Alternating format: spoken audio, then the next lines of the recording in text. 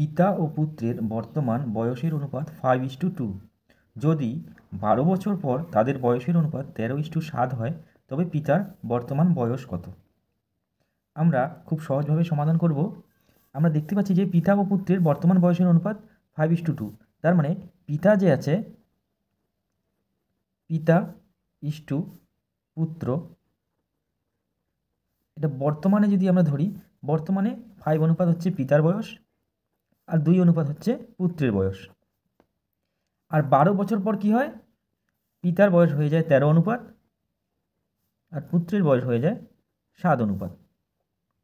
তো আমরা এই অঙ্কটাকে যদি শর্টকাটে করতে চাই তাহলে আমাদের প্রথমে কী করতে হবে, এই যে 5 অনুপাত আর 2 অনুপাত এদের মধ্যে পার্থক্য কত? এদের মধ্যে পার্থক্য হচ্ছে 3 অনুপাত।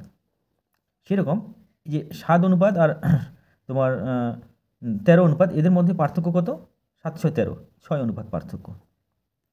তো আমরা কি করব, প্রথমে এই 3 দিয়ে এই 13 আর 7কে গুণ করব আর 6 দিয়ে 2 আর 5কে গুণ করব। তো 6 দিয়ে যদি আমরা 2 আর 5কে যদি গুণ করি তো 5 আর 6 গুণ করলে আমরা পাচ্ছি 30, এখানে পেয়ে যাচ্ছি 30। আবার এই 6 দিয়ে যদি 2কে গুণ করি তাহলে 6 আর 2 গুণ করি, 6 দুগুণে পেয়ে যাচ্ছি আমরা 12। অনুরূপে এখানে যদি আমরা গুণ করি 3 দিয়ে যদি 13কে গুণ করি তাহলে 3 13 39, আর 3 দিয়ে যদি আমরা 7কে গুণ করি 3 7 পেয়ে যাচ্ছি আমরা 21। তো আমরা দেখতে পাচ্ছি যে এই যে 30 বছর থেকে 39 বছর, 30 বছর থেকে 39 বছর হয়েছে, তাহলে কত অনুপাতের পার্থক্য? এটা 30 অনুপাত থেকে 39 অনুপাতে এসেছে। তার মানে 9 অনুপাত বেড়েছে। কত বছর বাড়ার জন্য? 12 বছর বাড়ার জন্য। 12 বছর বাড়ার জন্য ওদের অনুপাতের পার্থক্য 9 হয়েছে। তো আমরা এভাবে লিখতে পারি যে 9 অনুপাত সমান সমান 12 বছর।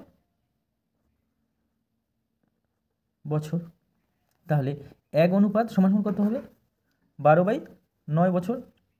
তো পিতার তো আমরা এখানে পেয়েছি 30 অনুপাত, এই 5 থেকেই 30 এসেছে। তাহলে 30 অনুপাত মানে কত হবে? তাহলে আমরা লিখতে পারবো, সুতরাং 30 অনুপাত সমান সমান কী হবে?